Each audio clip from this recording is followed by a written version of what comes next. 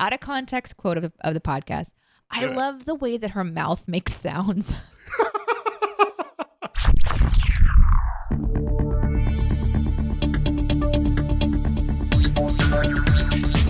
Captain's Pod, Stardate 825823.1. Welcome aboard the Starship's Enterprise, and thank you for joining us as we take a brief shore leave from the world of CinemaSins to explore the universe of Star Trek. I'm your Captain Ian, and with me as always, she kissed Riker and said yuck, it's Ambassador Deneé. But only because he had just had garlic. You wouldn't actually say yuck. I kissed him again immediately. Yeah, and he would be pushing you away. Because then I had garlic breath. It was fine, you know? Yeah. I would kiss that man. So we have a friend named Jen who hangs out with Ian and I whenever Ian's in town. Mm-hmm. And she's also a Trekkie, which we didn't know. Until she dropped some knowledge on us. She DS9'd Oh, this was the friend when we were watching Deep Space Nine. And I started explaining the Dominion War to her. And then she started naming the species. And I was like, oh, you already know this, don't you? And she's like, yeah, I've seen all these episodes. Yeah, she's surprised. God damn it. Was a lurkey, which is like a Trekkie. A lurkey. Oh, you've done it. You've created a thing. A lurkey. This is a hidden Trekkie. This is a Trek fan that is too shy. It's taken 91 episodes, but we've invented a word that's going to spread. It's not going to spread. Anyway, so we were chatting with her. She sent us in our group chat some kind of is it a costume for Halloween? I mean, you call it a costume. I call it cosplay. Right. I would wear this all around. Well, that's not cosplay then. That's clothing. That's just my that's right. It was a uniform, and it was the lower decks uniform, and it was one of each color. So we would go as different from members. Each division. Yeah. I volley back with a link to this seamstress on Etsy that makes a Deanna Troi dress. And exquisite. The blue floaty long Deanna dress. It is beautiful. And then did like this thing. I would also have to get a wig. Like this would become an expense. Also, how am I going to find teal tights and teal shoes? There are no more shops that are like full-blown 80s. Oh, you can find teal shoes. I am certain you can find that. So then it turned into, okay, we're not going to do lower decks. We're going to swivel over to TNG for whatever pretend Halloween shenanigans we're going to do. Tuesdays. Because you're going to be here for Halloween this year. Hell yeah. So then we talked about going to a convention because this is just expanding into our life now. Yeah, this is how we dream. As much as possible. Yeah. And I love that Jen was like, we will kiss all the Rikers. And I'm immediately like, yep. And now you're saying it. Yep, it'll happen. I mean, is that why you're wouldn't talking about me kissing Riker? No, because it's a line from the movie. Like, it's a great line. Deanna says that. So, rewind. Everyone that listened last week, you may have heard us say that there will be a 2-week break in the feed. There will not be. Hello, we lied. Sorry. I think we even said at the end of the episode that may end up not happening. We couldn't resist. We couldn't help ourselves. We couldn't leave you guys. We love you too much. So, you may or may not know that as we write for CinemaSins, we recently released an Everything Wrong with Star Trek Insurrection video, and Deneé and I were the writers. So we figured, since it was fresh in our minds, we would do the Captain's Pod treatment with Star Trek Insurrection, the third TNG movie, which was your first TNG movie, correct? That's right. This is my first TNG movie, so I'm a little out of order, but that's okay. And yeah, we're going to do an entire episode just kind of dedicated to our thoughts on this movie. Yeah. If you have already seen the Sins video, you might be able to see some of the sins that we're going to probably get to as well. But it's a great kind of space for us to talk about what we loved about it more succinctly. So we're still going to do our 10 forward and an engineering chat. 10 forward will be our general thoughts, feelings, the stuff we liked, and maybe some of like the oddities about this movie. And an engineering will be kind of a behind the scenes look at the Sins video and the sins and how we put the video together. And how the sausage was made. How Riker's sausage was made. But before that, let's get to some of your emails. Emails.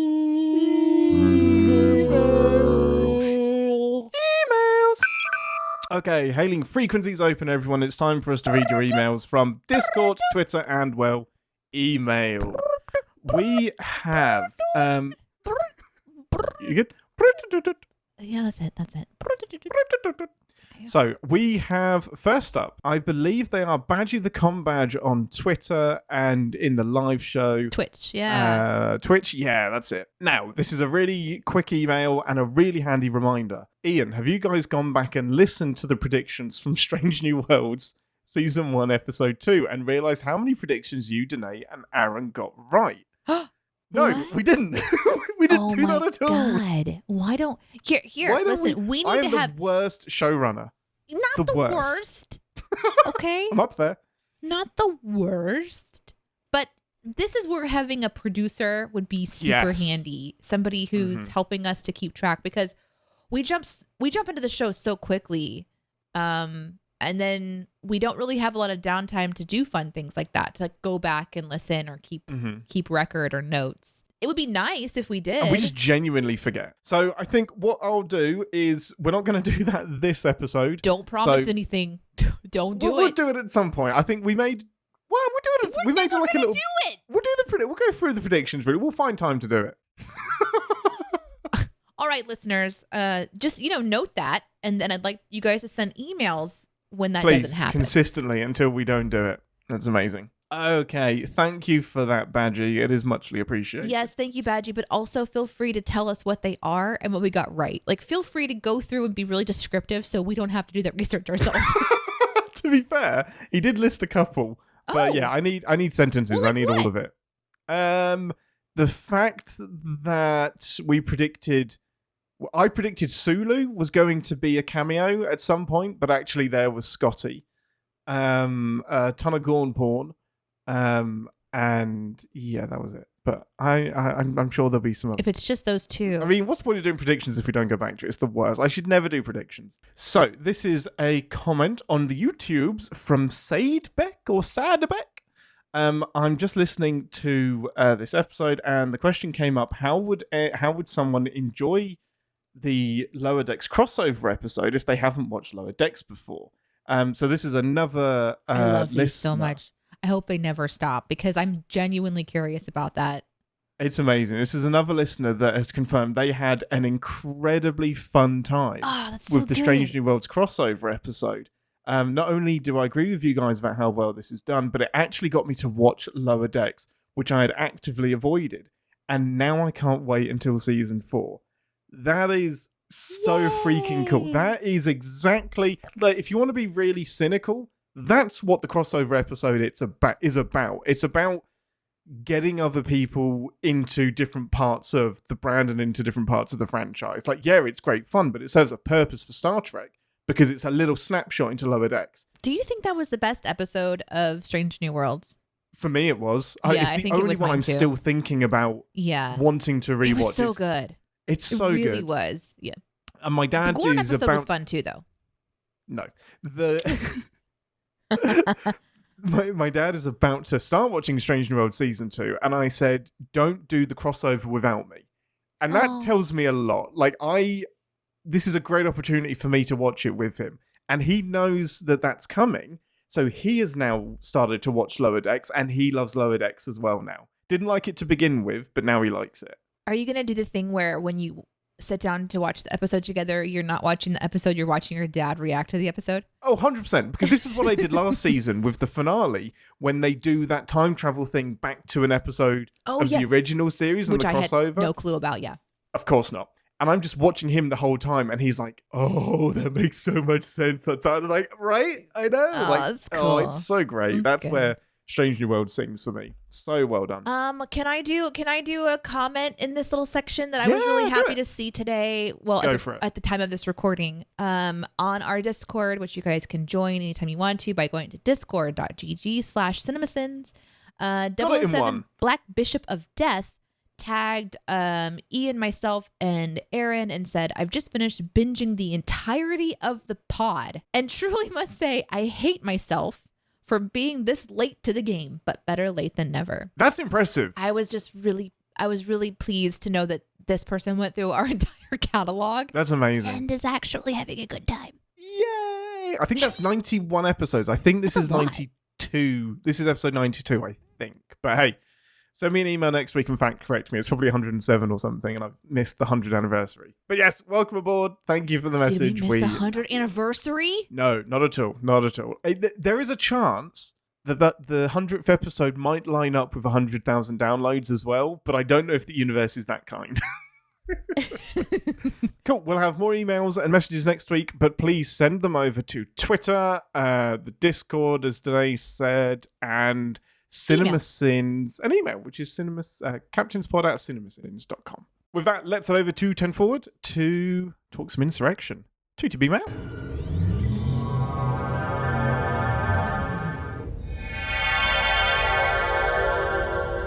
Welcome to 10 Forward, the part of the show where we grab a drink from the replicator and share our not so immediate thoughts and feelings on the movie that we watched a few weeks ago for sending purposes. Most important question first. What would you like from the replicator? Oh, that's a really great question. I'm going to say I would like to have organic juice that has been harvested by hand with no machine involvement.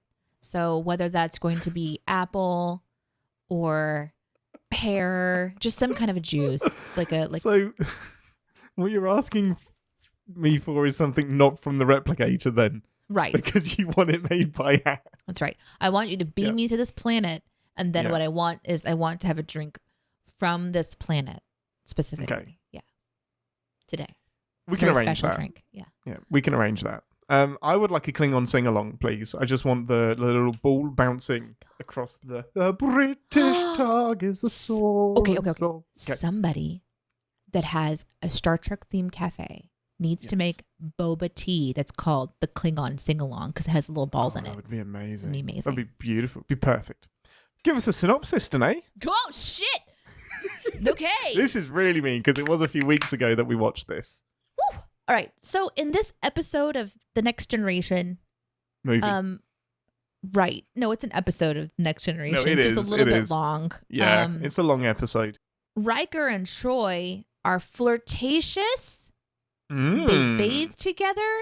Riker removes his beard. We had it back. And there's something going on with the planet. Now, I don't remember exactly. We'll get into it. But essentially, there's a planet of people that have rejected technology and at some point rejected their own people who turned into skin stretchers. And the skin stretchers come back wanting to annihilate / relocate all of their heritage people. And for some reason, Starfleet's like, sure, yep, because the resources here are sweet. And Picard's like, I don't know. So he leaves the fish party and goes to the planet to check it out. Because Data has gone crazy because he found a secret. Must be Monday. And the secret is that they're going to relocate all these people with Starfleet knowing about it. But don't worry, Worf is here. That seems to be a surprise and important. I think it has something to do with Deep Space Nine, but I don't know for certain. And then Picard gets really interested in a lady and kind of insults her a little bit as he goes, but she likes it. Time slows down. There's no Wesley to blame. And in the end, we murder a guy. Yep. Did I get it right?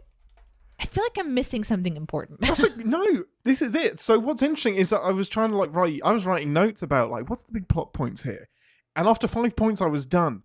So little happens in this movie. That was a great synopsis. That was basically everything. Other than they do the hike through Middle Earth to get to their destination. That's the movie. It's a very long episode of TNG. I don't really know after this movie. Oh my God, the biggest thing of all, Geordi can see because the planet reverses. Grows him new eyeballs. It reverses everything that you don't like to have happening, diseases and issues and blah, blah, blah. But only after you've come to the age of maturity because reasons. Correct. Not for kids, not for teens, and not for Captain Picard who has an artificial heart either. Didn't replace his heart. Didn't replace that. No. But I do wonder, at the end of this movie, what it takes forward. What happened in this that was super meaningful as a movie And I think that's why I lean more towards this felt like an episode than something where something major happened, because really I think the major things that happened is we get to see Riker and Troy be pretty handsy with each other, and we get to see Picard fall in love. And I don't, even the Data stuff, there was no major thing kind of at the end here that happened that was like, oh wow, everything changed in Insurrection. Yeah, it's a really interesting point, because part of me likes that this is just a Star Trek adventure with very little ties to the outside world. Other than this is where Deanna and Riker kind of finally, will they, won't they, get together. Nothing is really carried forward. So First Contact is this big thing.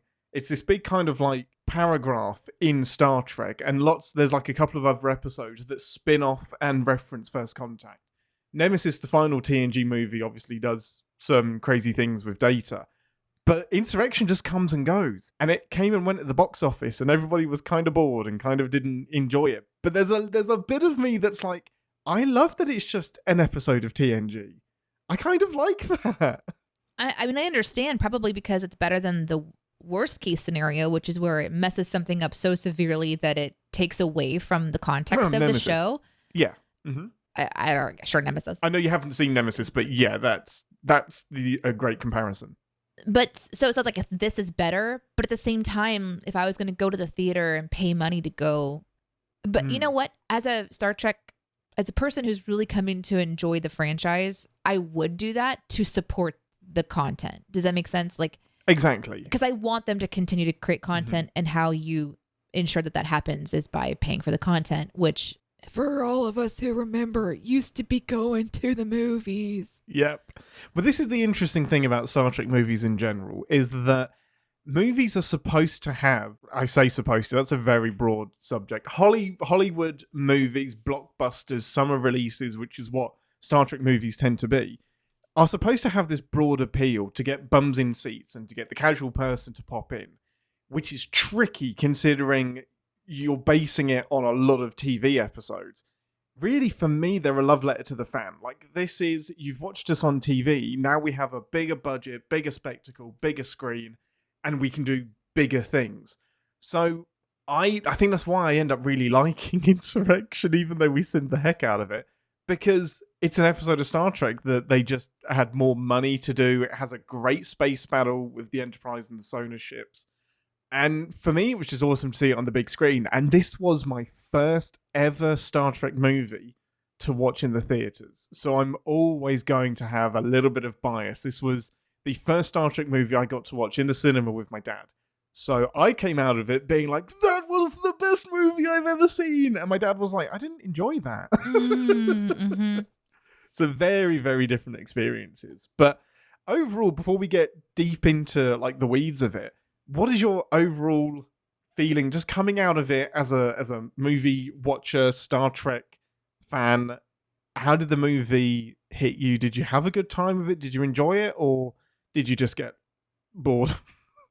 You know, I'm used to modern day content lengths where one episode of a show is like an hour and a half to like an hour long. It can be now. Yeah. And that's pretty normal for a confident show to just elongate their content and do, more stuff with it. So whatever the story needs, rather than, hey, you've got an hour time slot to fill. Yeah. And then watching TNG episodes with you during the experiment of this podcast, reminded me how much can happen in a shorter period of time that's meaningful. But then also sometimes I'm like, oh, it's over. That was really fast. So for me, I enjoyed it because, as you guys know, TNG is my Star Trek that I fell in love with. I didn't go beyond TNG and become a Trekkie, but this was the show that I really liked. So these are characters that I love, and it was very familiar. Became a lurky. I'm a lurky. And so to me, it was like, oh, this is the right length episode of one of my favorite sci-fi shows that I get to watch for the first time now, all these years later, and go, oh, that feels about right. So I liked it. I had a good time with it. I think I was waiting for something super major to happen because I'm used to twists and shocking things, but I would much rather have it be a solid episode than something that really bombs. And maybe this is a big bomb for a lot of people, but I got to see Picard be flirty, which I'm not used to seeing. His character that I remember from watching TNG, he wasn't the, super horny captain that I've heard other captains are like. Yeah. He's the more stoic, sort of respectful. I think he does have some love interest, but it didn't feel like it was a bunch. Like Hot Boy was Riker. So I'm not used to seeing Captain like be really interested in a female. Very rare did that happen. What is her name? I need to pull up the names of the characters. Anij. I was enamored with this character. There was something about her. And I think I know what it is. And I want to say this as delicately as possible. This is in the 90s, and she is an older woman. And by older woman, I mean not 22. Like, I think she was I think the actor was in her 40s when... for this role, and she's the lead female love interest protagonist, and I think that's something in the 90s that didn't happen too much. Now, you're always going to pull out examples. I'm not saying it never happened, but it's certainly not the norm, and for me that's really captivating. Like, this is a confident woman who is kind of in her power, knows exactly what she's doing with her life, and for me, I'm exactly the same. I was enamored by this character. Much more than just a love interest. I kind of get stuck on sounds. I've always been somebody who mimics sounds or so the people's cadence of speaking or how they communicate, things like that. I kind of hone in on that just naturally. I love the way that this is going to sound so fucking weird, and I'm going to be quoted on this in an awkward way. Out of context quote of the podcast. I love the way that her mouth makes sounds. She has these these pillowy lips and then like the teeth, but the way that she communicates and the way that she speaks, it's so clear. And I love softly the tenor of her voice. Yes. And she's a character that's like, oh, these are like Amish people-ish sort of thing. But then it turns into, no, we are really highly intelligent species that's chosen not to have an interaction with technology. And so then she turns into this intellectual person too, which I love. And she's beautiful, and like you said, she's kind of got that more wisdom look to her, and she's paired well with Picard. I thought that they made like a really interesting pair, and the connection between the two of them made sense to me. So I think that's one of the reasons I like that. I of course love to see Riker and Troy together because it was always a will they won't they whenever I watched TNG. Well, that was my next big question is you love Deanna and Riker. That's a relationship you really enjoy, and I'm right there with you as well. Was it cool to finally... Like, I wish I'd been there when you were watching it, but we couldn't get the schedules to line up. Did you love it when they finally kind of hooked up and you're like, oh, it's so cute. Oh, I loved it. A bath together. I knew you would enjoy that. Well, and they have a playfulness because they have a history, and then I can just sort of see how much fun they were having. Like, when Troy kicks him out of the office and says, ooh, gross, that was... to me, pretty fucking funny. It's perfect. Because it's very childlike. And they've been together for a really long time, and they've had sort of an on again, off again. And their relationship, it reminds me of when I read Lord of the Rings for the first time. And Aragorn and Arwen were the characters that I was like, well, what are these guys about? And then the book ends, and I'm thinking, well, what the fuck happens to Arwen? And then I went to the Silmarillion and read her story, and it was tragic and horrible and awful. And I was like, God damn, this is dark. But I went on a deep dive because I really like those characters. Same thing with Deanna and Riker, except for that part of it's still like yet to be written. So seeing them again in Picard, for example, it's like, oh, look, their story is still going, and it's not written, it's not done. We're still sort of playing around with these characters. But I will go and read things, and sometimes I don't know if I'm reading fan fiction or a blog that doesn't make sense. So it requires a lot of I have to qualify what I'm reading about. So the best thing I can trust is the content that I watch that the franchise has put out, and this is one of them. So it's like, oh, this is canon. They really did take a bath together, and she really did shave off his beard. I can count on that being true. And for some reason, that was fun. I'm glad it didn't take up too much time in the episode, and I didn't feel like Picard took up too much time either. I mean, the man coming to save the day is not something I understand why it's there. It was a very kind of normal, story to kind of see, but I don't know. There's some things about it that I'm like, oh, that's baseline. But I like TNG, so of course I'm gonna like this. This was right up my alley. Yeah, it just felt right. It didn't feel contrived. It didn't feel like the end to a. It didn't feel like a disappointing end to a will they won't they for me. Like, because you kind of have the planet. For anyone that hasn't seen the movie, the planet that they're orbiting has this anti-aging radiation that heals all wounds and at a certain point stops the aging process, and it kind of awakens a youthful energy in you, and this inspires Riker and Deanna to pursue things more than they had done in the past. I don't think that's true.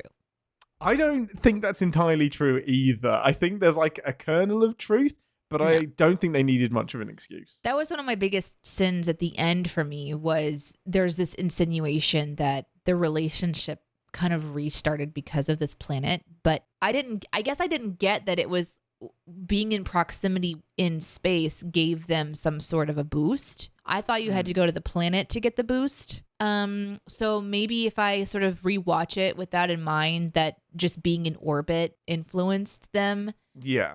I think that that's what the movie was trying to say, but I missed that, and it really frustrated me because I was like, no, you might be right actually, because they don't explicitly say but they don't go to the you planet. have to be in orbit. They don't spell it out, so you would assume that you'd have to go to the planet, and Riker never does. Deanna does, but it's only after they've hooked up. So yeah, it's a good point. Yeah, so that to me was a strange one. I think that they hooked up because they wanted to, and then maybe it was the intention of it. I don't know. It's kind of some of those things are kind of lost. But yeah, overall, I really did have a good time. So you watched it? You had a good time when you watched it when you were a kid, obviously. Yeah. What about watching it for our jobs, where we're kind of expected to nitpick? Oh, I can't be impartial. I still watch this movie every year. What? Yeah, Insurrection and First Contact are the two TNG movies that I go back to the most. I enjoy the pants off of this movie so much. Now, going back to Sin It was really, really fun, but I still had like a love for it. I get why people don't like it, but the really fun thing is that I ended up going back and doing a load of research, and this was written by Michael Piller, he's sadly not with us anymore. But he's one of the all-time great Trek writers. He had lots to do with TNG, Deep Space Nine, Voyager, and was just a genuinely amazing human being by all accounts. They brought him back to write Insurrection with the deliberate mission of don't try and be bigger and better than First Contact, because First Contact was this big war with the Borg, all-out blockbuster, huge critical success, foundational to a lot of what we know about Star Trek lore in the 24th century. So they deliberately said, don't try and beat that, just do a Star Trek story. Just give people a fun Star Trek story to watch. Turns out the box office probably did want a bigger adventure, but I'm right there kind of with that vision of make a little Star Trek adventure. Now, originally he wanted the Romulans to be involved as the big bads, but the overall priority for the story was to give Picard a conflict with Starfleet, and it's tricky to have Starfleet working with the Romulans at this point because there's no context. They're just butting heads all the way through Star Trek, and now suddenly you're going to make them allies without making a movie about that. So that's why he had to create the Sonar to kind of be the antagonist, and then Admiral Dougherty to be the Starfleet evil admiral. So yeah, there is so much about Insurrection that I agree with, and I think it's pretty ballsy to make a movie this calm. yeah, it's just a slower paced, kind of like it's a long episode of TNG, and I'm fine with it. So if you kind of go in, if you haven't seen this movie and you're going to watch it, and you go in with that expectation, it's like, oh, I'm going to watch an extended episode of TNG, and then you're going to have fun. But if you go in thinking something, movie cinematic epic is going to happen, there are some fight scenes, and like you said, there's like a battle. We do get to see some action. Yeah, this movie is why I fell in love with the Enterprise E as my favorite ship. Now, it's actually also my biggest downfall of the movie as well, because there's a company called Industrial Lights and Magic, and they basically do all of the special effects for most sci-fi movies, or a lot of them, and they were made by George Lucas for Star Wars. And Star Trek generally uses them as well. There's 2 movies, to my knowledge, that didn't use Industrial Lights and Magic because of scheduling conflicts. Star Trek V, The Final Frontier, which is notorious for being a bit shit, and Insurrection. And you can kind of tell, especially with the lighting on the Enterprise E, that it doesn't look quite right. And some of it just looks a little bit... It's actually overlit, especially for being in a nebula. However, in the same breath, the space battle against the sonar with the isolytic weapon that they use, ejecting the warp core to blow it up, that's one of my favourite space battles in all of Star Trek. It's really, really fun. It's very popcorny. It's Riker in charge. We're through running from these bastards.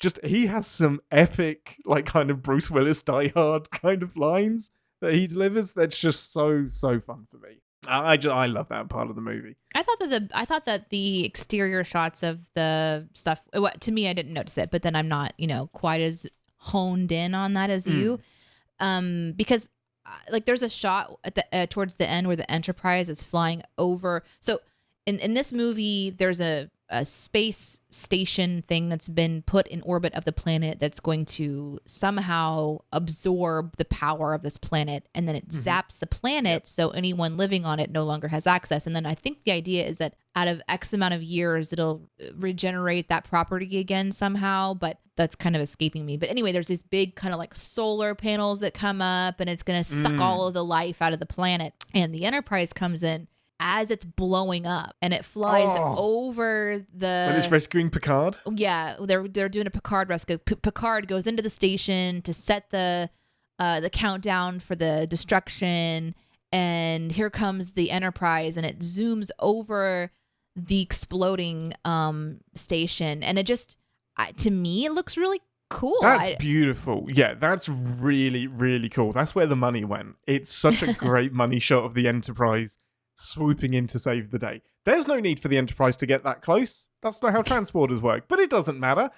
It still looks really fucking badass. Yeah, so they're playing around and they're having fun, and I really enjoyed the the special effects and stuff. And it's also, for me, it's fun to look at the tech. A lot has changed about the tech that we get to see in the more like modern shows and how they're using things, but the way that they're talking to each other, they're quarters, what are they called? Tricorders. And just the little chunky things that they're holding on to that are this gun-metal sort of plastic phaser rifles gray. and the Worf's rocket launcher. Yeah. We have quite a few interesting sets in this movie too. Yeah. There's this set that is this community that sort of like looks like this utopic the Humalians. The Humalians, yes, the utopic Humalian space where everyone's wearing muted color tones and learning how to, perfect the art of quilting. Yes, and tapestry. And blacksmithing and all this stuff. So there's that set. Then we've got like the Enterprise, where of course we love. We've also got Sona? The bad guys. We've got their ship and their kind of tech. And that's pretty much where we spend most of our time during the entire movie. But I didn't find myself getting bored for too long because they explore the different areas of the planet. So we're not just in the city all the time. We go out into the wilderness, and we have a scene out on water and kind of a couple of unique things. Like we're introduced to the idea of a ship that's an entire holodeck. Which was interesting. Yeah, that's pretty cool, isn't it? Like, I'm amazed that isn't used. I guess it is somewhere, but used as like a pleasure resort.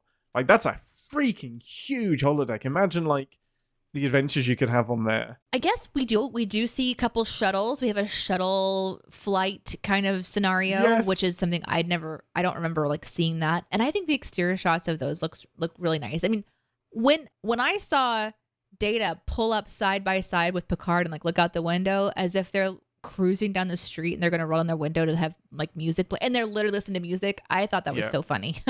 I think that entire scene for me is such a great, exciting, pacey opener to the movie, but also hilarious. It was so funny to me. I quote this to this day. If like there's a song on the radio and my dad's singing along to it, or my mum is singing along and I'm not, they'll turn to me and say, "Sing, Worf, sing." I'm like, just shake my head. That's so adorable. Great. It's so adorable. Worf just like shakes his head in fear. He's like, "I'm not doing that." No. So we get to kind of like go around the planet. We go into a cave system. So when we say this is like a movie budget, we just get to explore more places for the story to unfold. And really the story that's unfolding is the story of an alien species that lives on this specialty planet that is desired by other people. They're going to relocate them without their knowledge and without their permission through this holodeck ship. And then the twist is that the skin stretcher people, the Sona, the Sona, yeah, are actually this group's children that were excommunicated from their colony, and they just have been aging instead of not aging. I think the one thing I wish the movie would have done a little differently, because it does get a little dark with the skin stretching. It's kind of like a little horror creepy. Yeah, it's a little like gory, isn't it? Like body horror stuff. There's a little bit of body. It's not too much. There's a little bit of body horror in this one. But I think the idea that they're giving is that their bodies are sort of toxic and dying, and that they're trying to figure out how to prolong their death by stretching their skin, removing toxins, changing out their teeth, these sort of weird things they're doing. But they don't really go into too much detail about how that works. And maybe they shouldn't, because we can make the assumptions of what's going on, obviously. Yeah. But is that how you interpreted that too? Yeah, so I have the benefit of having watched this movie more times than I can literally remember. I can't tell you how many times I've seen it. And the way that it's kind of cemented in my head now, and I don't think the movie does a great job of explaining this, is that the Sona are trying to find a way to prolong their lives using technology.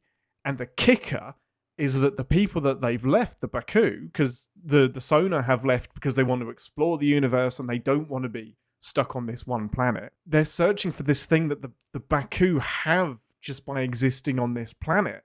So the Sona have now reached the limit of what they can do through technology to extend their own lives, because they're 300 years old. The Baku that we see landed on this planet 300 years ago, which means that the Sona, I think it's 300 years. Yeah, they landed 300 years ago, but then the Sona left 100 years ago. So the Sona that we see are at least 100 years old and are trying to counteract this aging thing, and have realized we can't do it. The only way we've seen this happen is on the Baku planet. So we're going to go back and we're going to steal whatever it is that the radiation that makes it possible. We're going to steal it and use it.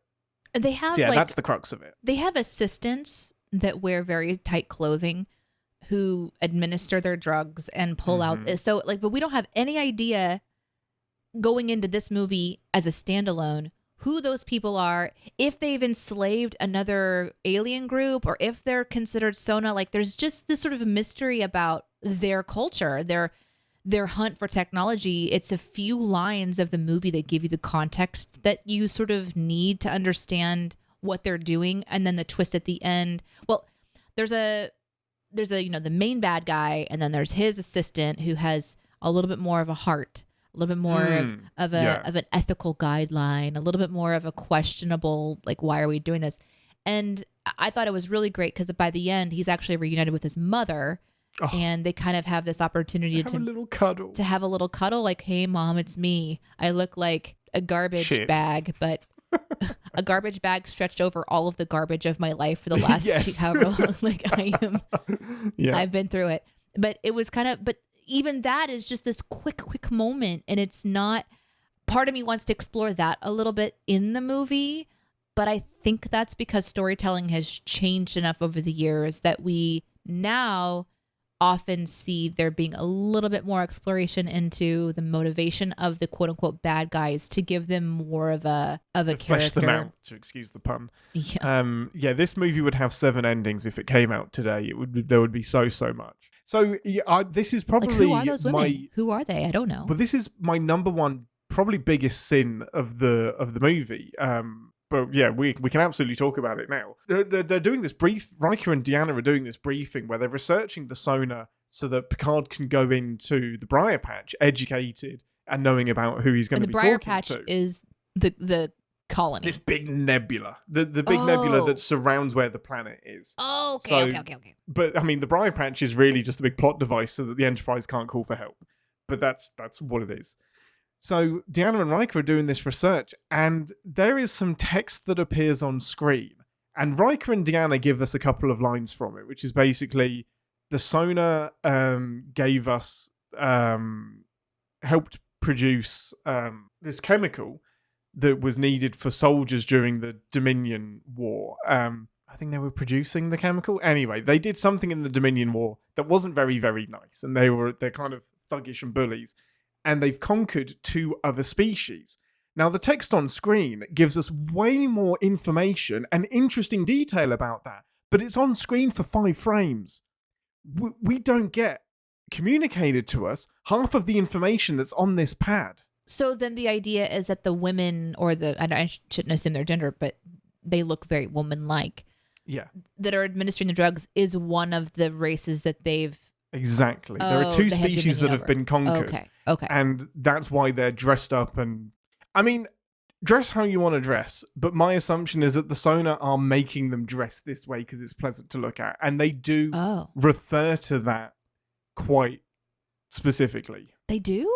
Well, yeah, because that sonar captain, Ruafu, or whoever it is, says to Admiral Dougherty, I don't know why you continue to refuse the pleasures that this joint venture offers to you. And he has his arm around one of these women while he's saying that, and is like looking directly into her eyes. So, like, basically, you could touch this woman. To circle all the way back, no, the movie doesn't do a great explanation of explaining who the sonar are, what they're doing, why they... And this is something I think you do need to do when you're introducing a race that we've never seen before. So you do some retconning by saying they had something to do with the Dominion War, which we all know about, but this is still a brand new alien to us, and we don't get a huge introduction to them, to be honest. Something else I didn't quite know that they did a great job with that we can talk about too is Data's role and why the Enterprise gets involved. So the movie starts off with Data on the planet, part of this research group or whatever, and they're observing the Baku in secret. And then they're wearing like invisible gear, and they're walking around with them and observing them, but the Baku don't see them. And then all of a sudden, Data goes rogue and blows their cover and reveals that the Baku are being observed by another entity, Starfleet. And then when the Enterprise comes, they're trying to save Data before he's going to be captured and destroyed by the colonel that's already there, ambassador, the admiral, the admiral who's the Starfleet admiral who is already there, who gets face stretched to death later on. Yeah. And so Picard and Worf go get Data, and he has like a memory chip missing, kind of a thing. And then they go with the planet and say, Data, just tell us what you can remember. And he kind of is like, I think it goes over here by the water. And then he rediscovers the hidden ship in the lake by walking under the water. We get the cool scene where Brent Spiner just a few loose ends to tie up, giving his all in an underwater adventure, and petting a fish on the head. We don't deserve Brent Spiner. We just don't deserve him. We do not. And so then the movie kind of takes off into the next direction of like, oh, what is going on in this mystery here, and why is Starfleet involved? And that's kind of the vibe of this episode movie is Starfleet's doing something shady, and Picard's going to right the wrong, and so that's sort of this. I kind of like where that's going. But when I stopped and watched it again, I was really confused about Data and what happened. So did the movie say that Data discovered the secret and then the Sona attacked him and removed his data chip? What happened? Yeah, so he was, and the movie says this, that Data was following some children down by the lake. As androids do. As androids do, and picked up a reading that was this holoship. He discovered the holoship. The sonar got suspicious and found him as he found the holoship and shot him.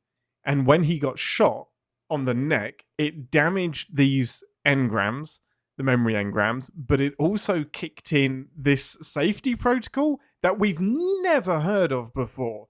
First time this is mentioned, and it basically puts Data into autopilot, And the last thought he has is, this holoship is wrong, I must expose it. And in his damaged state gets interpreted to, I must expose Starfleet. And I've got to go back to the duck blind and expose them because that will expose the holoship. So Geordie's line is, all that he knows is right and wrong. And his mission is to expose the wrong that's being done. Okay. That's a big leap. Like, hey, Deneé, you need to watch this movie 20 times. My gosh. Okay. It becomes very clear once you've watched it 20 times. I mean, maybe so. But the thing is, this is a side effect of burying this mystery, that you can't give away too many of the clues, because you've got to have this mystery of, why did Data react badly? What's Starfleet's mission? What's going on? Let's not have these reveals until we're ready for them in the movie. Because Data actually tells the Baku there's going to be more Starfleet coming, like, be prepared. Yes, yeah. And so there's a moment here where Data turns into the Baku saviors. Like, I'm going to help you guys keep doing your life because we're trying. But discovering a holodeck doesn't necessarily mean that you've discovered that Starfleet is going to be relocating an entire group of people. Yeah, Data makes some leaps. That's a massive leap. So you're right. For me, when I'm thinking about it, I'm like, well, what else did he discover? Because I thought that he was going to be like involved in some conversations and like gathering some information and then deciding, okay, now is my time to try to get out and get help. But now you're saying that it was a random shot on the neck that happened to hit some important stuff. And that falls apart for me a little bit. But that's okay. I mean, that's what I'm just thinking, now that I'm thinking more on it, I think it's not just that he found the holoship. I think he went inside the holoship. So I think he did the same thing. And saw the recreation of their of the village, gets shot by a soldier in the village, and that's when he's like, there's only one reason that you're going to make a village, and it would be to transport the Baku away. But the weird thing is, like, Data doesn't know. So all he would know is that they plan to move the Baku. He doesn't know about the radiation in the rings yet. He doesn't know why. Well, and that's the thing is, maybe they don't have to. I'm sure in movie writing, you got to yada yada. Some especially in Star Trek. And it's a fun way to start the movie. You know, Data's floating head, freaking out a whole bunch of people that don't know that they're there. It's a really nice big kind of like, what the fuck moment. And then you've got Data going crazy, and then you've got Picard reining him back in and all this stuff. Mm-hmm. That's always, kind of an interesting thing to me. But it really is. I don't, just like any episode of this show, there's some stuff that they're going to do that I'm like, wait, what? Like the protocol you're talking about, we've never heard about before. Why are you putting it in such an exposed part of the neck? Like, bury that shit. Well, I think that kicks in as soon as he's under attack. But the thing is, we've just never seen it before. Yeah. So, and Picard, when Geordie mentions the failsafe, Picard is like, failsafe ? I was like, what? You've known him for 15 years and this has never come up. Yeah. How do you not know that this is how your android works? Anyway, dear. That was another thing that for me was like totally a little bit questionable, but you sort of have to just put that on the side and then watch the movie to see if there's a reveal later on that comes back and helps to make it make sense. But the Data thing never really came back and made it make sense. But I do remember the references to not explicitly the other species that were with the Sona. Everything else kind of worked for me. I mean, even Riker taking over and he and Geordie getting to sort of like eject a warp core and just do some crazy shit, like that worked for me. That's classic TNG, like that back and forth between the bridge and engineering, it's the textbook. captain and the chief engineer of, I need you to do this impossible thing. And Geordie's like, it's impossible, I can't do the thing. Riker's like, well, I'm going to need you to do the thing. And Geordie's like, okay, I did the thing. I eject the warp core. I just did. One of the most badass moments that I've ever seen in Star Trek is just Geordie spinning his chair along, ejecting the warp core. I just did. It was so good. Like the most dramatic and Geordie, line delivery. Getting to see him just through his own eyes is really powerful. His eyes, LeVar Burton's beautiful big brown eyes. Yeah, it's great. So you can't talk about this movie without, for me, one of the best Picard speeches as well. This alone, I don't understand why this doesn't give the movie more credit, because for me it's up there with the line must be drawn here, this far, no further. It's when he's with Dougherty in his office, and Dougherty is like explaining away, look, it's 500 people, it doesn't matter. With the radiation therapy stuff, we can cure billions of people. And the Federation needs this because they've just come out of this nasty war. And it's Picard doing exactly what Picard should do, is speaking truth to power and saying, no, this is wrong. Doesn't matter how many people it is. And he gets to go into this philosophical debate of, okay, 500 people doesn't matter. Does 501 matter? Does 1,000 matter? Does 1,000,000 matter? How many does it take, Admiral? Such a, calmly delivered and thought out argument that builds to this crescendo. And I get why Picard then chucks his badge on the counter and says, fuck it, I'm going down to the planet and I'll save them.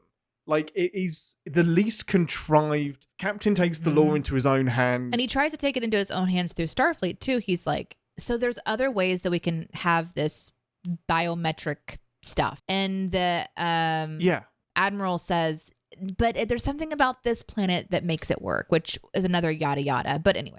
Yeah, don't ask me to explain the science. Well, no, you wrote the story. Of course I want you to explain it. And Picard is like, well, then let my scientists take a look at it. There's got to be something between point A and point B. Now, we know that there is this bad sauna guy that's pushing to have all this done quickly, probably because he's nearing the end of his life and he has a personal agenda here.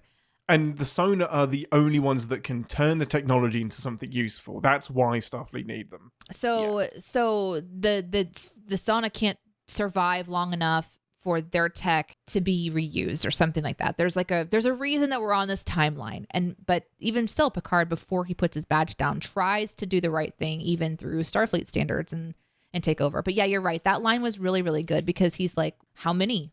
How many people is it? This is 500, but where do you draw the line? Where do you draw the line? But I love that so much. Patrick Stewart play this character as he's contemplating these major things, to me, has just always been really comforting, because there's something about a character that even in the face of really serious stuff, this one's going to get it right. And it just makes you feel good about life somehow, even though it's all pretend. Yeah, exactly. This is a hero that is unequivocally right. And this is not to jump into talking about Nemesis. It's one of the downfalls of Nemesis is Picard kind of makes some really sketchy decisions in Nemesis. But in Insurrection, you're right, it's so comforting to know that he has the moral high ground and is going to fight for that and is completely... I don't think... It can help billions and billions of people, but that doesn't mean that you just relocate these people against their will, even if the ends justify the means. So it's really fun to back him and to see him fight for the underdog. It was good. You're right. And him up against, I think his name, Anthony Zerb, who's Admiral Dougherty. I think he's an absolutely... There's a long line of evil admirals. I think he's one of my favorites because he's just done with this shit. Every single communication ends with Dougherty out. He's so tired and done, and just is this great example of old Starfleet. And this old Starfleet trying to reinvent themselves and using sketchy means to stay relevant. It's such a great metaphor for stuff that we see today as well. This old white admiral that is trying to stay relevant and can't. And he does a great job opposite Patrick Stewart. Yeah, I think everyone's doing a really good job in this. But I don't know. I don't remember there being a character that I didn't really enjoy that took me out of the TNG vibe. So in the pantheon of Star Trek and TNG, would you revisit this in the future? Is this something that you think you're going to look back on fondly? How does it rank when you compare it to your favorite TNG episodes?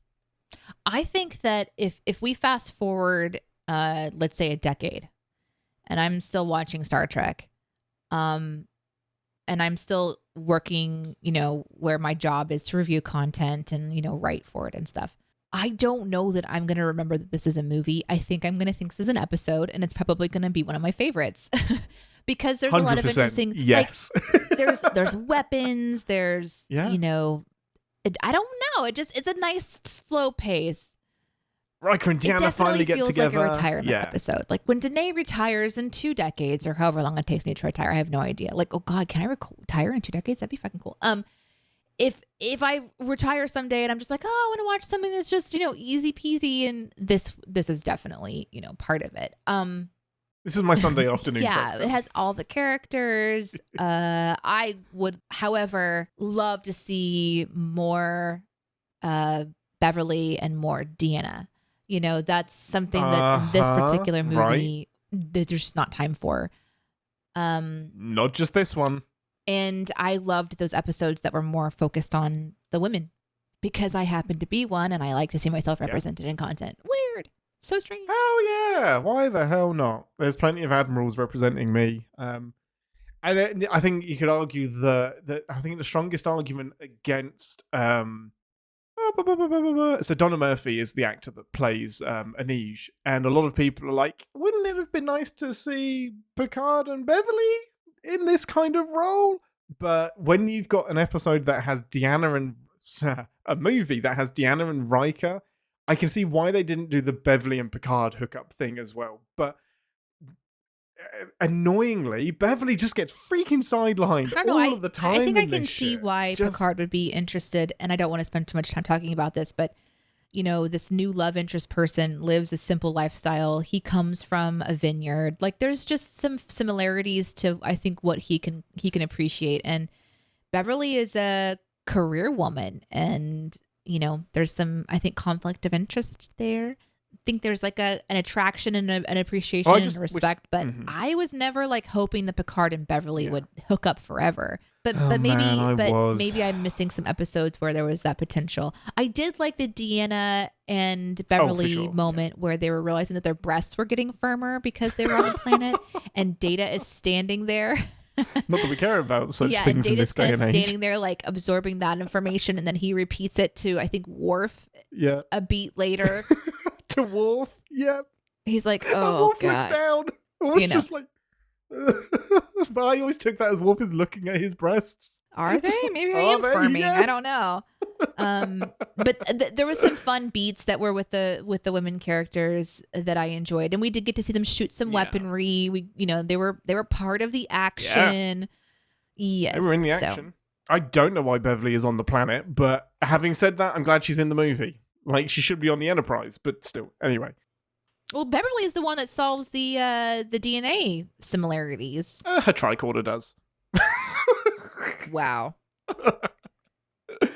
Amazing. Well, with that, let's head over to... She looked at the tricorder data and put it together. It had a printout that said, hey, this is a Baku. So you want to see more Beverly, but you also want to discount that she's doing a great job. No, I want her to do a great job. She did do a great job. She read You're something. You're going to get read for filth. I hope everyone comes for you. Do it. Bring it on. I'll meet you in engineering. Well, let's head over there before Geordi ejects the warp core. Battle stations, everyone. Warning. Warp core collapse in 10 seconds. This is the part of the show where we re-engage our sin brains, remind ourselves that no TV show is without sin or movie, even our beloved Star Trek. And this is where we'll get into the Sins video a little bit as well.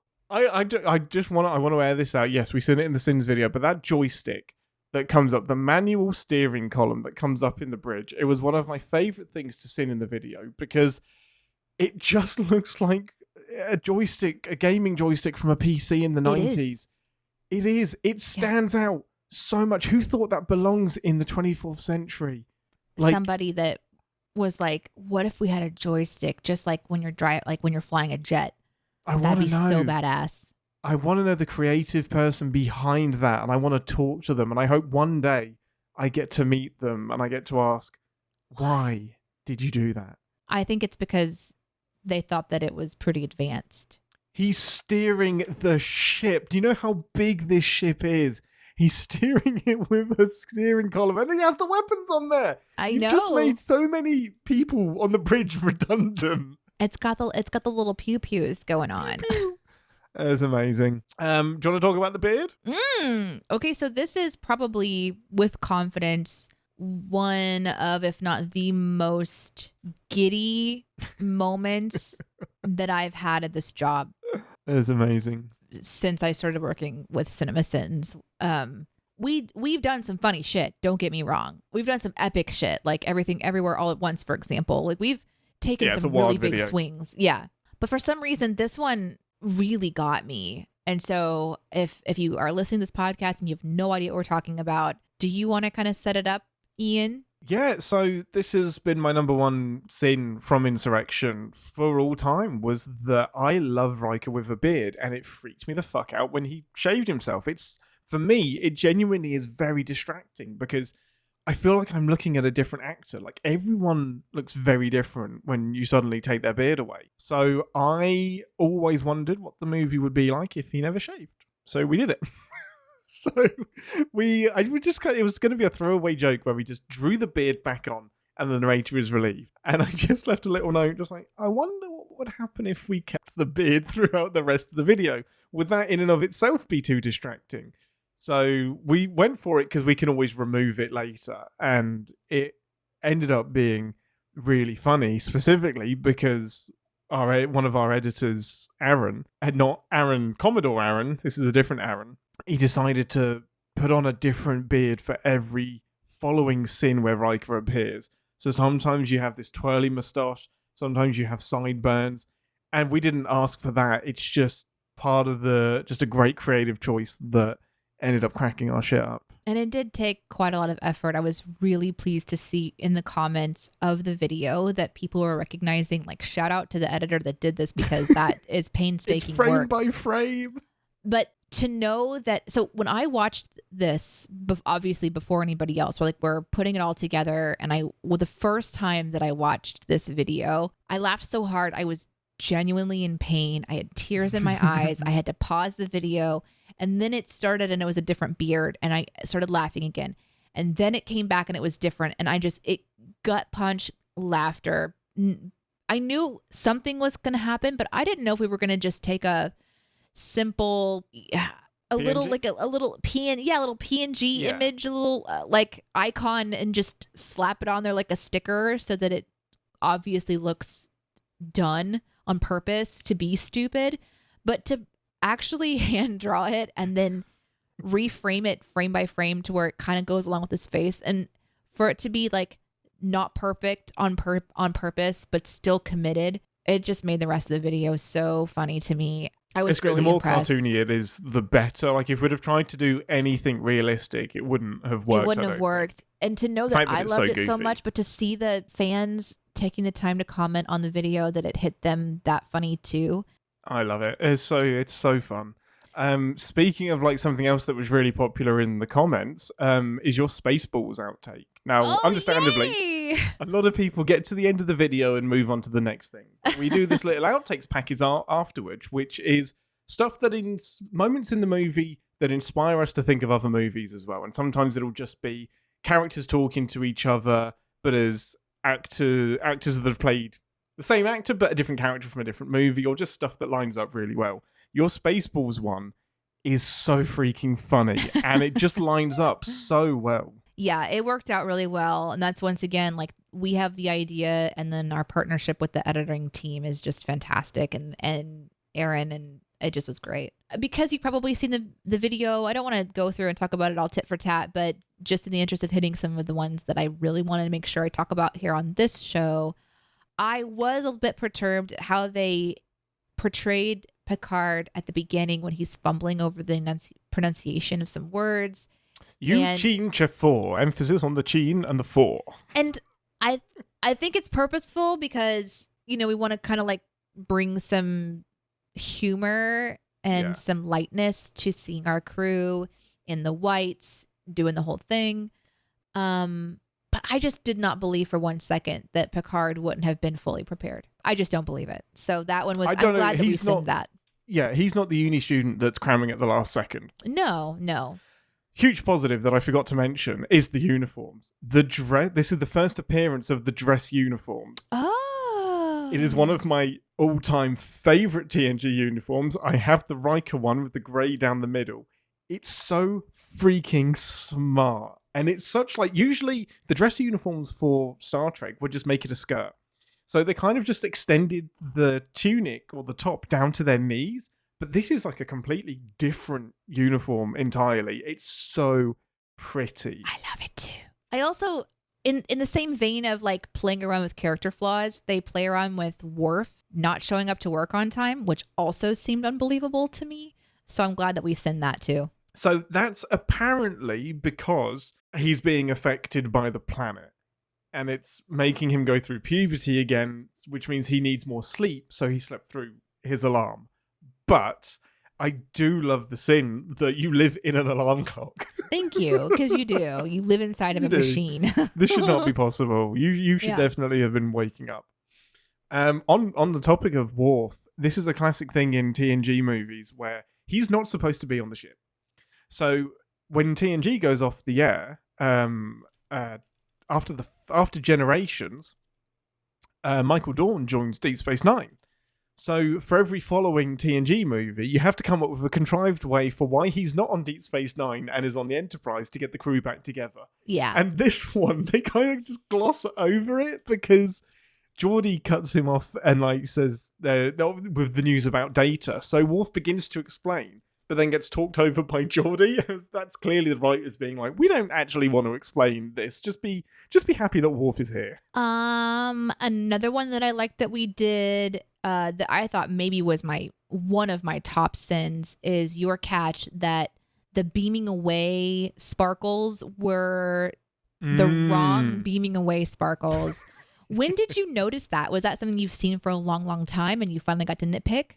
First time. This time through watching it, because I watched it 3 times for this sinning, but it was on the very final watch through that he gets beamed across, and I'm like, wait a minute. And I thought maybe they used the shuttle's transporter, but they didn't, because Data's back on the planet. The only transporter they have is the sonar ship. There's no reason for those sparkles to be those sparkles. Picard is on the sonar ship and beams over to a location, and when he beams, it's the Enterprise beam, it's the Starfleet beam, and not the Sona beam. And the only reason that we know that they're different is because they've already established that earlier in the movie. So I thought that was super clever. We saw the Sona tagging thing beam up the Baku, so we know that their transporter frequency looks different, because that was my other reasoning was, maybe they just use the same frequency as Starfleet. But yeah, just it's a fun little genuine nitpick where I'm like, it's the wrong sparkles. I was proud of myself because I did kind of a wink and nod to red shirts in one of my sins. Because when the away team beams down at the beginning of the movie, but when they're not really sure about like all of the mystery hasn't fully unveiled itself just yet. So they all kind of come down from the Enterprise to do the thing. I cleverly point out that technically Picard is the only one that has red on. That's amazing. I do have one sin around that I wanted to talk about around Picard's behavior around Anij. And it's just this question that was only on this time round that really stood out to me of, why didn't you ever get married? And there's so much in that is wrong. Assuming this alien race actually has a concept of marriage, why are you asking a woman why she never got married as if it's expected? Like, there's nothing wrong with you. Why didn't you get married at some point? There is so much bias loaded into that this time round with a sinning eyeball on it, it really felt extremely jarring that this was coming from Picard. Yeah. It was, it's like, I think at the time, the concept of a woman not marrying and being independent and stuff needed to be explained. And I think this is the writer's attempt to show that she's a strong, independent woman that doesn't need to be married. And they wanted to kind of point that out as a way to progress, because they're not showing a subservient woman. So to them at the time, they've already progressed in their storytelling stylistics of not portraying a female the same way that they had been portrayed for generations and generations of entertainment. So it's better than it was, but it's still like, why even ask that question at all? I mean, you might as well be like, so why have you never gotten tattoos? It's just, of course, it's a relational thing. Why haven't you ever bound yourself to another person legally? You know, you're in great shape for the shape that you're in. Exactly. Yeah. Another one that I love that you pointed out that I would have never seen was the sin about Troy kissing Riker, and then we actually play a bit of a different episode where she makes out with apparently like his doppelganger or something. Mm-hmm. His identical twin. Yeah. So that was fun. I almost thought that using the twin might be cheating, but it's the same body. It's exactly the same. And the other examples of her kissing, because she has kissed Riker in the show, but they're always like, it's been a peck on the lips. Yeah. So it's not a full-on kind of like... make out with a beard. Snog. Yeah. A snog. A snog. It absolutely is with his transporter double, though. There's no doubt about that. I really love the sharp object that pissed you off. Listen, I attempted to make a butt plug joke. It is questionably sexual. Yeah. And I didn't want it to be so on the nose, but I also wanted to be like, I'm going to let people just do what they want with this one. I'll just question sharpness. And if someone's like, well, why is the sharpness matter? I'm just like, what is this thing? She wasn't holding it in the previous scene. Was it a pencil? Was it a pen? Is this some sort of a medical device? But whatever it is, they're like super, super flirty back and forth. and then, so anyway. That's amazing. Pointed that one out for silliness. Pure silliness. I just have one last thing that I would like to say about the sinning, and that is that I want to apologize because sometimes a joke just hits you and you have to say it. And you go from ha ha ha to something that's very meaningful and hurtful, and I apologize. And Data is describing to the little boy about how his legs will be the same length. And they were the same length when he was brought online and the same length when he will be taken offline. And the sin is just, they will not, they will be vaporized. And that hit some of you in the comments. Because it's true. They will not be that length. They will be vaporized. Apologies, everyone. Yes, he dies. Spoilers. This is what you get for killing off Data. Mm-hmm. It is what you get for killing off Data. How dare you? But then, of course, he comes back, right? Like, he comes right back. A few times, yeah. So, I guess this is the first time that you've ever sinned Star Trek for CinemaSins, correct? Other than on the pod. I don't remember, but I think so. Yeah, so just quick thoughts. How did it feel going into this thing that you have a great affinity for and rediscovering to then have to go in and sin it as your job? It's the same as anything. It's terrifying. Yeah.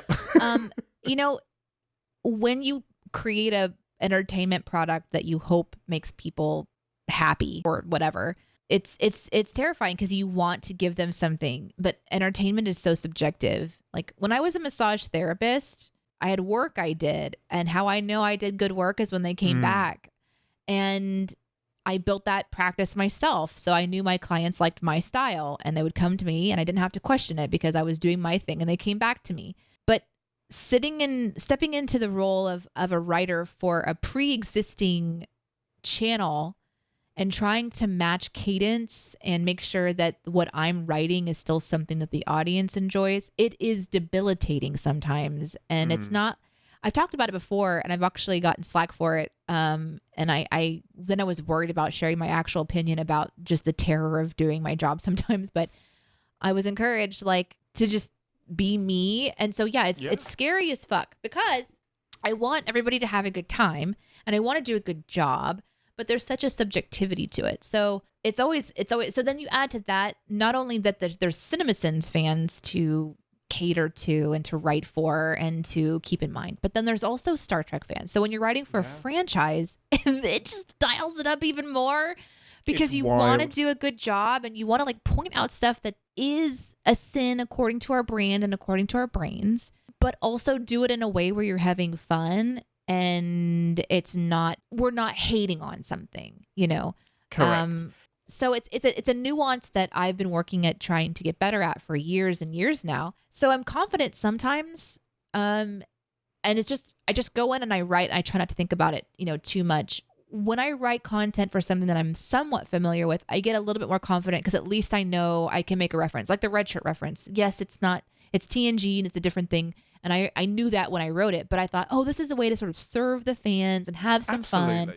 And it's like showing knowledge and an appreciation in an interesting way, and then lean into other things that I know that I can do well, like the dental horror sin, for example, like just pointing out something that's like, God, I wish this wasn't here. That was a terrible transition. That was horrible. No, it was a great transition, but it was also really terrible because I don't want to watch teeth stuff, No. But yeah, I would do it again in a heartbeat. But I like that it was TNG because I'm familiar with it. I'm right there with you. My number one fear when it came to like joining CinemaSins was eventually sinning Star Trek. But also it was the thing I was looking forward to the most because the internet can be a somewhat toxic place. So I never want to fall into the bucket of criticizing Star Trek when I love what it's doing and being that danger of being misinterpreted. So slipping in those references is so important to know that we're fans, we know what we're talking about, but there's fun stuff. But we're writing like any movie. For a character. Exactly, yeah. You don't want to go too soft and you don't want to go, too hard. There's like a nice little rhythm to it. Cool. Well, I hope you enjoyed that look into the world of kind of how we went about sinning Star Trek Insurrection. And hey, we ticked off another movie. So for reference, Deanna, that was weird. Yes, that's me. For reference, Deneé has now watched The Undiscovered Country and Insurrection. They are the two Star Trek movies, the 6th original series movie and the 3rd TNG movie. I am sorry we're doing this so out of order. I don't really care. I don't think it matters too much either. It's helpful really because I have you as a guide and you know so much that if I have a question, you can kind of fill in the blanks. So I do my best. This was a surprise extra, quote unquote, extra episode for you. Next week, we genuinely are taking the week off. So there won't be an episode in your podcast feed. It'll give you a chance to catch up on the backlog of episodes that we have. And we will return with a live show on Friday, the 8th of September for the season premiere of Lower Decks. And the podcast episode for that will be available the following Wednesday. You can join us for our live shows if you would like, both on Twitch and on YouTube. On YouTube, the podcasts are located at the CinemaSins Podcast Network YouTube channel, or CSPN for short. If you want to see older episodes and watch what it was like to record that episode live, you can click on the live tab and it'll have all of those archived there. But when we go live, you can actually watch live from that YouTube channel and join other people on YouTube during the show. Though it is for some people a very awkward time of the day. We totally get it. No worries. But we're also on Twitch. Twitch.tv/CinemaSins is where we go live on that platform as well. You can watch old content on Twitch, but it actually yeets out, I think, 2 weeks after we go live. Yeah. So to catch our older content, it's better to find all that on YouTube. Amazing. Well, until next time, I'm Captain Ian, and I have a gorge to go and take care of. The fuck is a gorge? It's a pimple. Is that Worf's pimple? Yeah, that's the pimple. That's so gross. Like, it's just like the Klingons never do anything small, do they? He should have been punched in the throat for that. Oh my god. It is a gorge. And it's eject the warp core for me. Of course it is. Live long and Podsper. Thanks for listening. Want to connect with the show? Our hailing frequencies are always open through captainspod@cinemasins.com. Like, comment, and subscribe on your podcast player of choice, and be sure to visit cinemasins.com. I need to stop beaming us to 10 forward. There is no need. It's such a waste of energy. But at the same time, wouldn't it also be fun to just be beamed everywhere? It really would. What would you say? To walk slowly? Yes. To the turbo lift. Okay, that's smart. Why is Worf so handsome? Right. Ugh. Everybody in the show is so handsome. Should we just rewatch Insurrection first? The whole thing, all of it. The whole thing. I need to open up the thing and do the stuff. Oh no, I have to pee. That's fine. No, I can hold it. That's not happening. I'm not actually gonna hold it. But I'm gonna log in first and say hello to Captain. Captain! Hello. How's it going? Pretty good, pretty good. I have to pee really fucking bad, but I decided to say hello first before I pissed myself. Good shout. I endorse that idea. You endorse pissing myself? I endorse you not pissing yourself and going to the provided bathroom areas. El baño? Oh, is that Spanish? Yeah. El baño. ¿Dónde está el baño? Where is the bathroom? Behind you, por favor. Yeah, behind you is the same in Spanish as it is in English. I don't know if you realize that. Oh, okay. I'm trying to pick up Spanish. I'm on my 12th day. I'm on a streak. Mm-hmm. And I'm in my 3rd lesson and I'm doing okay. There's some stuff that they'll throw in the lessons where you listen into conversations. Well, that's rude. You shouldn't eavesdrop. Right. And then suss out what's going on. You never know what the questions are going to be. Those are my favorite because I feel like I've just been dropped into something and I'm like really having to use like brain power. Thankfully, a lot of them are at this point, because I'm only 12 days in, super easy. Like pick out the word for airport and it's like aeropuerto. Yep.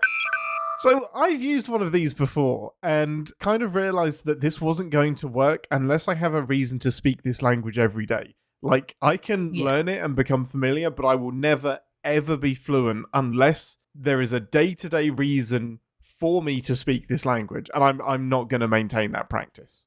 That's how I've been so far in my life as well. And it could be where I am in a few weeks. I don't know how long the streak is going to last because I don't have a goal. I'm not going somewhere where I need to learn Spanish. I am trying to break a habit of opening up my phone and doing something mindless. So I decided to pick up something that was like... That's a good goal in and of itself. Okay, so I have almost entirely stopped searching, like just going and watching shorts on various platforms. When I pick up my phone, if I'm bored, I go open up the app and I just start doing stuff. Yeah. And then I put it down. So it kind of like is a little, I'm seeing it more like a game that I'm playing with myself than a goal to accomplish something. That's really smart. Yeah, I like that. At least it feels like your brain is learning something rather than just watching a stupid video. And I do have like a teeny bit of Spanish. Like I took Spanish in high school. I took Spanish in middle school. When I was, I want to say 8, I sang on a Spanish album, but I didn't understand what I was singing. Well, actually, it's interesting because like there's words Somebody that are popping find up. that album. Find that album right now. It's going to be rude. Like, oh my God, I remember singing that song. I was talking about hands the whole time. I had no idea. Were you talking about hands, touching you? Remember Caroline? Touching. Okay, you ready for me to ask you a couple of questions? Hit me. What kind of music is scary for balloons? ¿Dónde está la biblioteca? Pop music. Oh, I thought we were doing Spanish lessons. No, I have a whole bunch of cheesy kid jokes that came in a little packet. Are they from Chick-fil-A? No, they're not from Chick-fil-A. No. It sounds like a Chick-fil-A thing. How can you tell a vampire has a cold? I love how now that you know that these are for 6-year-olds that you're convinced that you can come up with the... I think I can figure it out. He's got a cold. While you're thinking of it, I flipped it over to read the answer, and the answer is they live in schools. And I was like, that doesn't make any sense. But then I realized that because they're for a 6-year-old, they're very sticky now, and the two stuck together. Oh no! The question to that one is why are fish always miserable? Because they live in schools. It's why are fish so smart? My God! Yeah, there we go. That tells you a lot about my school experience. How can you tell a vampire has a cold? I don't know. He starts coughing. Oh. I don't like that one. Oh, here's another one that's stuck together. What did one plate say to the other plate? They have the most points. This is a great game. That one I really... That's like the jokes that aren't jokes, the anti-jokes, aren't they? It actually sounds like a joke a 6-year-old would actually come up with. Like, yeah. Ha ha, lions. There we go. Right. Did I tell you the potato in the oven joke? Yes, but I don't remember it. That one. 2 potatoes in the oven. One of them says, "My goodness, it's hot in here." The other potato says, talking potato. I have a quick update. Oh. So last week in the outtakes, your masseuse person said, your body is in great shape for the shape that you're in. You guys loved that, understandably, because it's insane. Cameron, the man Powers, coming in clutch with another update / correction. I didn't know this. This is a genuine Dr. Seuss quote. Okay. This is from a Dr. Seuss book. I have that confirmed. I can't remember which book it's from, but it is a Dr. Seuss quote. How does that make you feel? How does that change the delivery, the impact? Like, this isn't now something that he made up on the spot or something that he just says to people. He's pulled it from a Dr. Seuss book. I don't know if that makes you feel better or not. That's assuming that he knows where it's from. Like, he could still be regurgitating something and not know where it's from, you know. You're right. I quote things and don't know where they originated, you know, so semi-regularly. The book is apparently called You're Only Old Once. Well, I mean, that then indicates that he's looking at me going, God, you're old. Oh, man. Yeah, I think that makes it worse. Considering all the cellulite and, you know, again, he saw me, if he remembers, when I was my most fit, when I was doing martial arts 6 days a week. So, I mean, I was a 120-pound powerhouse at that point in time. And now I am a squishy mama, and I am fine with my goddess shape. It's been a journey, and what I loved about it is that when he said that, I didn't have some sort of internal spiral like, "Oh, what's wrong with me?"